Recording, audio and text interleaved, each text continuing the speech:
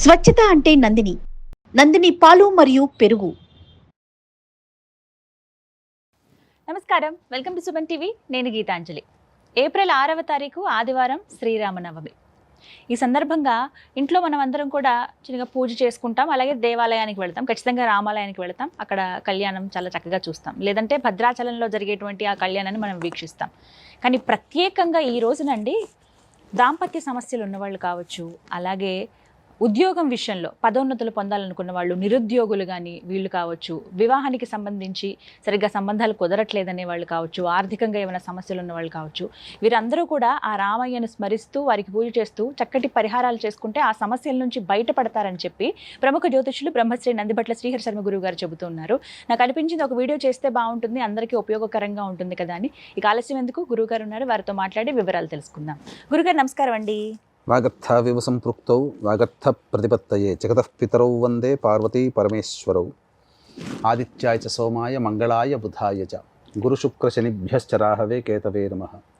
శృంగేరి జగద్గురు పీఠాధిపతులకి, కంచి పీఠాధిపతులకి నమస్కారములు తెలియజేసుకుంటూ కార్యక్రమాన్ని ప్రారంభిద్దాం.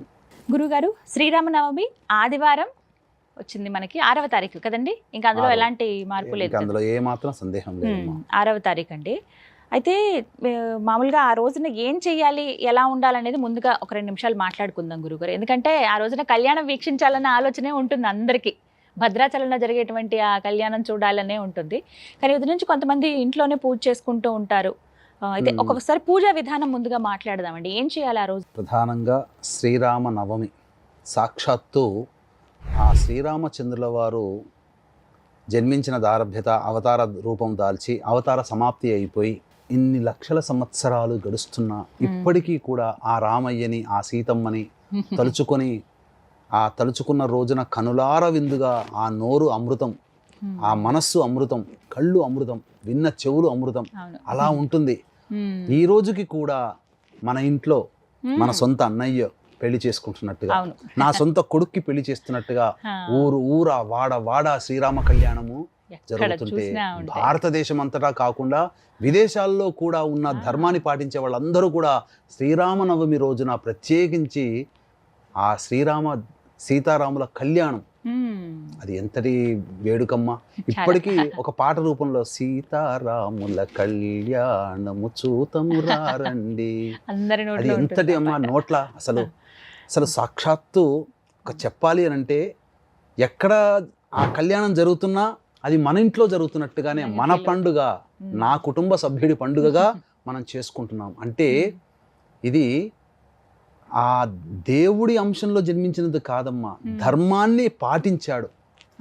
ఒక మగవాడిగా పుట్టినటువంటి వ్యక్తి ఎలా తన సహచరులను ప్రేమించాలి, ఎలా తల్లిదండ్రులని గౌరవించాలి, కట్టుకున్న భార్యని ఎలా ప్రేమించి ఆప్యాయత అనురాగాలతో చూసుకోవాలి, తన వద్దకి వచ్చినటువంటి ఆశ్రయించినటువంటి వాళ్ళకి ఎంత అభయం ఇవ్వాలి, ఎలా రక్షించాలి, తనని నమ్ముకున్న వాళ్ళని ఎంతగా వాళ్ళని కాపాడుకోవాలి, స్నేహిత ధర్మం ఎలా పాటించాలి, యుద్ధ ధర్మం ఎలా పాటించాలి. ఒక శత్రువు చనిపోతే, రావణాసుడు శత్రువు చనిపోతే కూడా చాలా బాధపడ్డాడట. తర్వాత అయ్యో ఇంత గొప్ప పండితుడిని సంహరించానే అని చెప్పేసి, విధి రాత కాకపోతే నేనెందుకు సంహరించాల్సి వచ్చింది అని చెప్పి బాధపడ్డాడు. ఎవరైనా బాధపడతారమ్మా.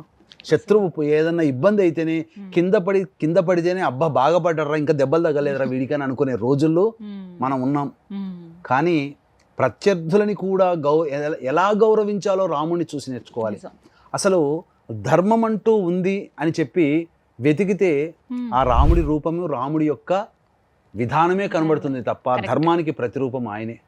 సాక్షాత్తు లలిత అమ్మవారి అవతార స్వరూపుడు ఈ శ్రీరాముల వారు. అందుకనే లలితా నవరాత్రులు 9 రోజులు జరిగిన తర్వాత ఆఖరి రోజున యజ్ఞపురుషుడి రూపంలో ఆ పాయస ద్వారా భుజించినటువంటి ఈ 3 అమ్మలకి జన్మించిన సంతానం రామలక్ష్మణ భరత శత్రుఘ్నుడు, కౌసల్య కుమారుడు, కౌసల్య సుప్రజా రామ అని. కాబట్టి గొప్ప మానవతావాది, ధర్మమూర్తి శ్రీరాముల వారు. అంతే విధంగా సీతమ్మవారు కూడా భర్త పట్ల ఎంత ప్రేమ అనురాగాలు, భర్త మాట జవతాడకూడదు, భర్త మాటే శిరోధార్యముగా భావించి భర్త కోసమే జీవించినటువంటి ఆ అమ్మవారు ఎన్ని కష్టాలు పడ్డా ఇది నా భర్త చేసింది కాదు, ధర్మం కోసం నా భర్త ఉన్నాడని చెప్పి ఆ శ్రీరాముడికి వెన్నుదన్నుగా నిలిచినటువంటి సాధ్వీమణి ఆ అమ్మవారు. తనకంట శ్రీరాముని వివాహం చేసుకున్న తర్వాత భర్త భార్య ధర్మాన్ని పాటిస్తూ ఎంత గొప్ప సుందరాంగుడైనా ఎంత గొప్ప బలశాలి అయినా కానీ గడ్డి పరకతో సమానంగా చూసినటువంటి సాధ్వీమణి ఆ సీతమ్మ వారి యొక్క గొప్పతనం వర్ణించడానికి మనకు సరిపోతుందా? కాబట్టి శ్రీరాముల వారిని సీతమ్మ వారిని అనుదినము స్మరించుకున్నా మన పాపకర్మలు తొలగిపోతాయి. చాలామంది అనుకుంటుంటారు సీత పేరు పెట్టుకుంటే కష్టాలు వస్తాయని. సీత అంటే ఇక్కడ గమనించాల్సిందంటే స్వచ్ఛమైనది, నిర్మలమైనది, పవిత్రమైనది. కాబట్టే ఆమెకి సీత అని పెట్టున్నది. ఆ పేరు సార్థకత అయింది ఆమెకి. కాబట్టి రాముల వారు అసలు ఆ రామనామం వింటేనే ఏదో అమృతం తిన్నట్టుగా, అమృతం లేకపోయినా పర్వాలేదు రామనామాన్ని జపిస్తే చాలు అని 99 కోట్ల సార్లు రామనామ జపాన్ని చేసినటువంటి త్యాగయ్య ఆఖరికి రామ సందర్శనం జరిగింది. రామదాసుకి అంతే.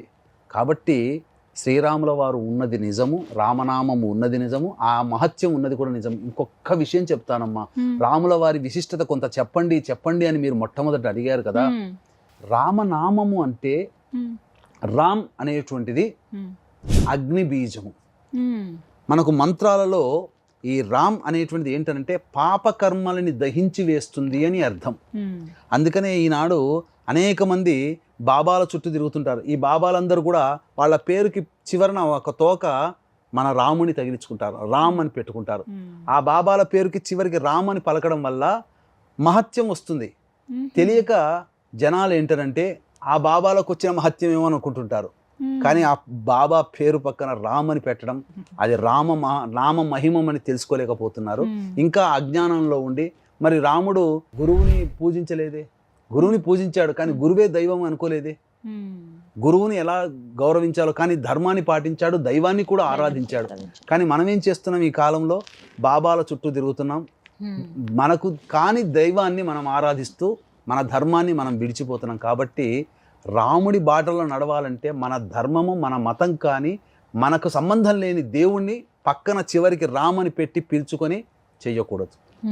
ఇది ఒకటి. అన్నిటికంటే ముఖ్యంగా ఈనాడు హిమాలయాల్లో తపస్సు చేస్తున్నారు కదా, ఒంటి మీద నూలు పోగు లేకుండా -20 డిగ్రీ సెంటీగ్రేడ్లో కూడా వాళ్ళు సంతోషంగా ఆనందంగా జీవించగలుగుతున్నారు. శరీరం రక్తం గడ్డకట్టకుండా ఉన్నారు అని అంటే ఏంటి కారణం తెలుసా అమ్మ? వాళ్ళు ఈ శ్రీరామ నామాన్ని జపించి సిద్ధింప చేసుకున్నారు. రామ్ అని పిలుచుకోవడం, ఆ రామ్ అని జపం చేయడం ద్వారా వాళ్ళలో ఉష్ణశక్తి పెరుగుతుంది. మీకు సింపుల్గా ఒక మాట చెప్పాలంటే వీక్షించేటువంటి ప్రేక్షకులు కూడా చలికాలంలో రామ్ శ్రీరామ్ శ్రీరామ్ శ్రీరామ్ అంటూ ఒక గంట సేపు జపం చేయండి, మీలో ఒక రకమైనటువంటి వేడి వచ్చేస్తుంది. చలిలో కూడా మీరు ధైర్యంగా నిలబడగలుగుతారు.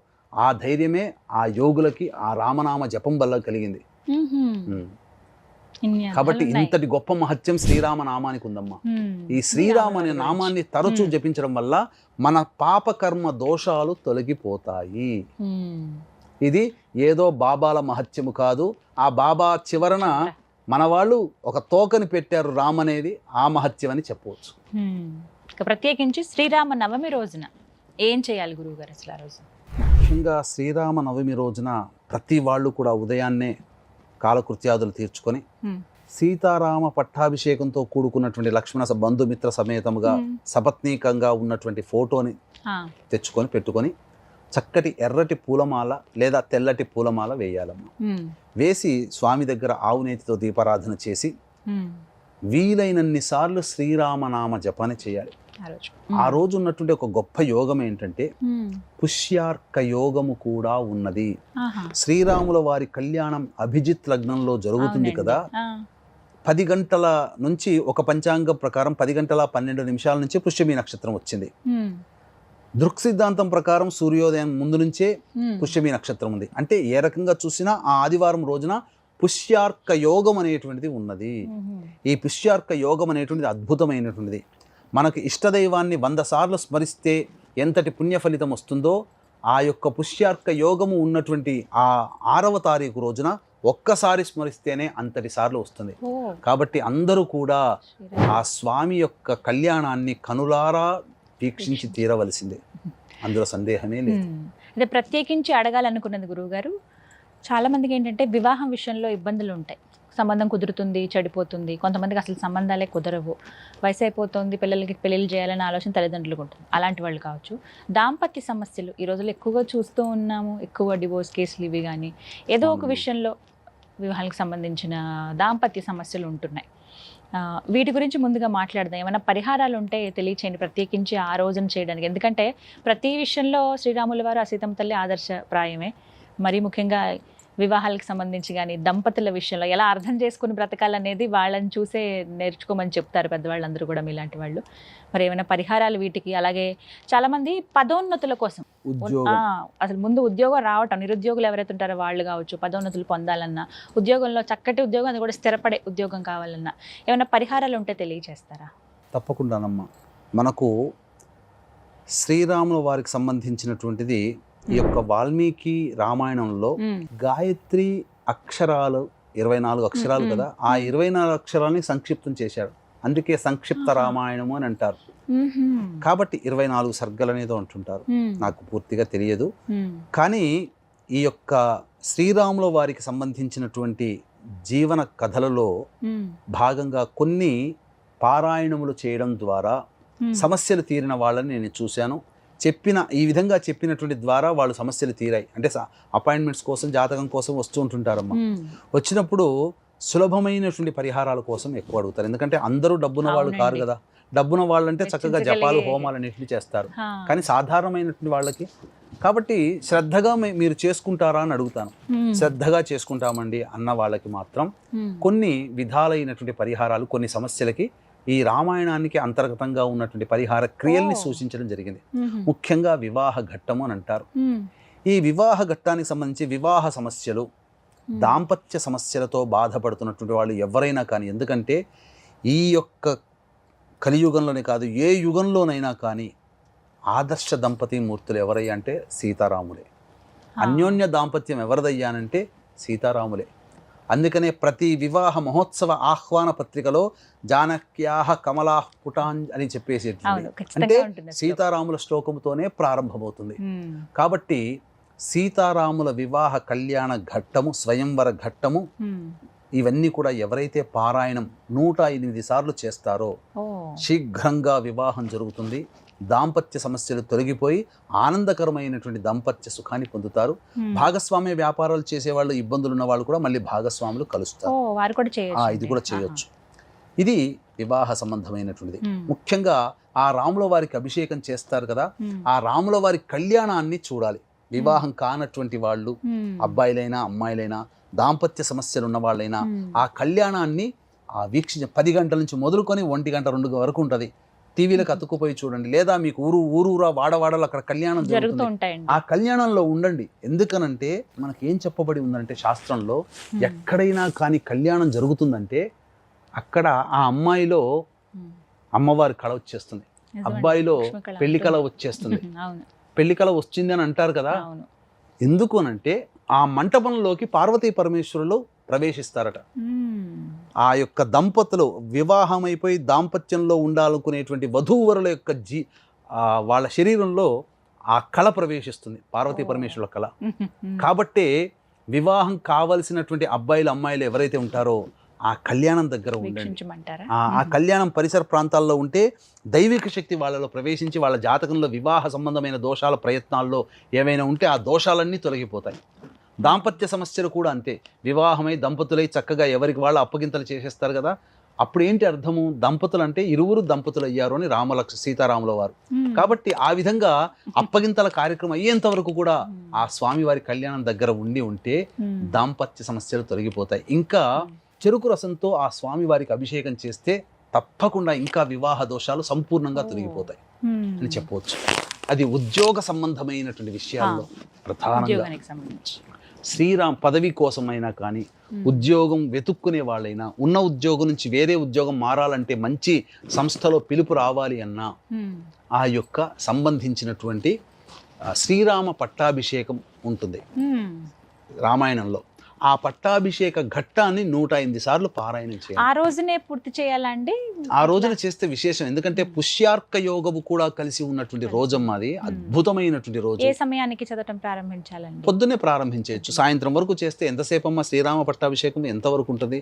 మనస్సు ఉండాలి, శక్తి ఉండాలి, ఆ యొక్క జిజ్ఞాస ఉండాలి, ఆ జీలు ఉండాలి, నేను చెయ్యాలి, నేను కొట్టాలి అనేటువంటిది. ఆ జీలుంటే తప్పకుండా 108 సార్లు పారాయణం చేస్తే చాలు. అన్నిటికంటే ముఖ్యముగా విశేషమైనటువంటి కష్టాలు, ఇక జటిలమైనటువంటి సమస్యలు చాలా ఉంటాయి. ఇవన్నీ కూడా మానవ జీవితంలో చాలా ఉంటాయి. అంటే ఏ పని చేయాలన్నా ముందుకు సాగట్లేదు, ఏదో ఒకటి అడ్డంకి వస్తుంది, ఆ అడ్డంకి నుంచి తొలగిపోవాలి అని అంటే కూడా కొన్ని పారాయణాలు ఉన్నాయి. అయితే ఈ సంబంధించినటువంటి చైత్ర పౌర్ణమి రోజున ఈ హనుమత్ జయంతి అనేది కూడా వస్తుంది. దాని ద్వారా కూడా కొన్ని విశేషమైనటువంటి కార్యక్రమాలు చేయించడం జరుగుతుందమ్మా మా పీఠం ఆధ్వర్యంలో. ప్రత్యేకించి శ్రీరామనవమికి ఏమైనా కార్యక్రమాలు అవి చేస్తున్నారు గురువు? ప్రత్యేకించి చేయట్లేదమ్మా. చైత్ర పౌర్ణమి రోజున మాత్రం ఈ హనుమత్ జయంతి సందర్భంగా సాయంకాలం 6 గంటల వరకు హస్తా నక్షత్రం ఉంది, తర్వాత చిత్తా నక్షత్రం వస్తుంది ఈ 12వ తారీఖు రోజున. ఆ చిత్తా నక్షత్రం ఉన్నటువంటి సందర్భంగా జాతకరీత్యా ఉన్నటువంటి అనేక రకాలైనటువంటి విద్య, వివాహ, ఉద్యోగ, దాంపత్య, అనారోగ్య సమస్యల నివారణకి సర్వదోష నివారణ పూజలు, హోమాలు. అలాగే 29వ తారీఖు మార్చి రోజున శని భగవానుడు మారాడు కాబట్టి 12 రాశుల వారికి ఈ 2025 సంవత్సరంలో శని దోష ప్రభావం 4 నెలల పాటు ఖచ్చితంగా 12 రాశుల వారికి ఉంటుంది. కాబట్టి ఆ దోష నివారణార్థమే శనీశ్వర హోమము జరిపించడం జరుగుతుంది. ఆ యొక్క తదనంతరం హోమము చేస్తున్నటువంటి దారభ్యత మన్యుసూక్త విధానముగా హోమం జరుగుతుంది. మన్యుసూక్త మూలమంత్ర, ఆంజనేయ మూలమంత్ర సంపుటిత మన్యుసూక్త విధానంగా హోమం జరుగుతుంది. ఆ హోమ శక్తినంతా కూడా ఒక అద్భుతమైనటువంటి మాల ఇవ్వడం జరుగుతుందమ్మా. శంకరుంగలి మాల అనేటువంటిది ఇవ్వడం జరుగుతుంది. అందరికీ కరింగలి మాల తెలుసు, కానీ శంకరుంగలి మాల అనేటువంటిది ఒకటి ప్రత్యేకమైనటువంటి మాల తయారు చేస్తున్నాం. దాని ద్వారా నరదృష్టి, నరఘోష, ముఖ్యంగా దిష్టి దోషము, తర్వాత అపమృత్యు భయ దోషాలు తొలగిపోతాయి. ముఖ్యంగా ప్రతి వ్యక్తి కూడాను ఈ సంబంధించినటువంటి ప్రయాణాలు చేస్తుంటారు, బండి మీదనో కార్లనో ఎక్కడైనా నడుస్తున్నా ప్రయాణాలు చేస్తున్నప్పుడు ఆ ప్రయాణంలో ఆకస్మికమైనటువంటి దుర్ఘటనలు, అపమృత్యు భయ దోషాలు, గండాలు రాకుండా, యాక్సిడెంట్లు కరగకుండా ఉండాలంటే ఈ శంకరుంగలి మాల అనేటువంటిది ధరించాలి. అందుకని మీరు చూశారంటే, మీరు అనేక హైవేల్లో మీరు చూస్తే హైవేల మీదనే ఆంజనేయ స్వామి విగ్రహాలు పెడతారు. ఊరి చివరలలో ఉంటాయి, ప్రతి ఊరి పొలిమేర దగ్గర ఉంటుంది, హైవేలో. ఎందుకో తెలుసా అసలు మీకు? ఈ యాక్సిడెంట్లు జరగకుండా హనుమంతుడు శక్తిని ప్రసాదిస్తాడు, హనుమత్ శక్తి కాపాడుతుంది. అందుకనే మీరు ఏ కొత్త బండి కొన్నా హనుమంతుని దేవాలయంలో పూజ చేస్తారు, కానీ మామూలు దేవాలయంలో చేయరు. వీలుంటేనే అక్కడ చేస్తారు. హనుమంతుని శక్తి గనక పొందినట్లయితే ఈ యాక్సిడెంట్లు జరగవు. కాబట్టి బండి నడిపే ప్రతి వ్యక్తి, స్త్రీ పురుషులు ఎవరైనా ఈ హనుమత్ జయంతి రోజున ఈ శక్తిపాతము చేయబడినటువంటి ఈ శంకరుంగలి మాలను ఎవరైతే ధరిస్తారో వాళ్ళకి ఆ భయదోషాలు అనేటువంటివి ఉండవు, యాక్సిడెంట్లు జరగవు. ఇది మాత్రం చెప్పవచ్చమ్మా, ఇది శాస్త్రంలో చెప్పబడి ఉంది. ఇక ఇంతకుముందు చెప్పుకున్నట్టుగా అనేక జటిలమైనటువంటి సమస్యలు ఉంటాయి కదమ్మా. ఈ జటిలమైనటువంటి సమస్యల నివారణకి సంబంధించి సుందరాకాండ పారాయణం, సుందరాకాండ పారాయణం చేస్తే జటిలమైనటువంటి సమస్యలు అనేటువంటివి తొలగిపోతాయమ్మా. కాబట్టి ఇప్పటికీ కూడా మమ్మల్ని అడుగుతుంటారు, సుందరకాండ పారాయణం చేయించండి అని చెప్పేసి. ఏదైనా సమస్యలు ఇంట్లో, వాళ్ళ ఇంట్లో ఏదైనా చిన్న చిన్న చికాకులు సమస్యలు వచ్చినా ఈ సుందరకాండ పారాయణం చేయడం వల్ల ఫలితాన్ని పొందిన వాళ్ళు కాబట్టి ఆ ఇంట్లో ఆ సమస్యల నివారణకి, చికాకులు తొలగిపోవడం కోసం సమస్యలతో ఉన్నటువంటి వాళ్ళు ఈ సుందరకాండ పారాయణం చేస్తారు. ఈ విధంగా చేయడం వల్ల కూడా చాలా మటుకు సమస్యలు తీరుతాయమ్మా. సంతానం కోసం పాటుపడేటువంటి వాళ్ళు, ముఖ్యంగా లవకుశుల యొక్క జన్మ వృత్తాంతం ఏదైతే ఉంటుందో అది ఘట్టంగా 108 సార్లు పారాయణం చేస్తే ఖచ్చితంగా సంతానవంతులు అవుతారు, అందులో సందేహమే లేదు. ఇవన్నీ శ్రీరామనవమి నుంచి మొదలుకొని పౌర్ణమి లోపల దీన్ని పూర్తి చేసుకోవచ్చు. 108 సార్లు ఒకే రోజులో చేయకపోయినా 6వ తారీఖు నుంచి మొదలుకొని 7 రోజుల్లో, 6, 7, 8, 9, 10, 11, 12 7 రోజుల్లో దీన్ని పూర్తి చేసుకోవచ్చు. 12వ తారీఖు ఎలాగో మన పీఠమాధ్వర్యంలో ఈ సర్వదోష నివారణ కార్యక్రమాలు జరిపించడం జరుగుతుంది. అత్యంత శక్తివంతముగా శక్తిపాతము చేయబడినటువంటి శంకరుంగలి మాల వాళ్ళకి ఇవ్వడం జరుగుతుంది. కాబట్టి ఇట్లాంటి అవకాశం ఉన్న వాళ్ళు కార్యక్రమ తదనంతరం కాంటాక్ట్ చేసి ఆ మాలని ఏ విధంగా పొందాలి, ఎలా పూజ జరిపించుకోవాలో తెలుసుకోవచ్చు. తప్పకుండా గురుగారు. మొత్తం మీద శ్రీరామనవమి రోజు రామాయణ పారాయణం, మరి ముఖ్యంగా మీరు చెప్పినటువంటి ఘట్టాలు కొన్ని చదివితే ఖచ్చితంగా సమస్యలకు పరిష్కారం ఉంటుందంట. చక్కగా వివరించారు గురుగారు, ధన్యవాదాలండి. సర్వం శ్రీ ఉమామహేశ్వర పరబ్రహ్మార్పణమస్తు.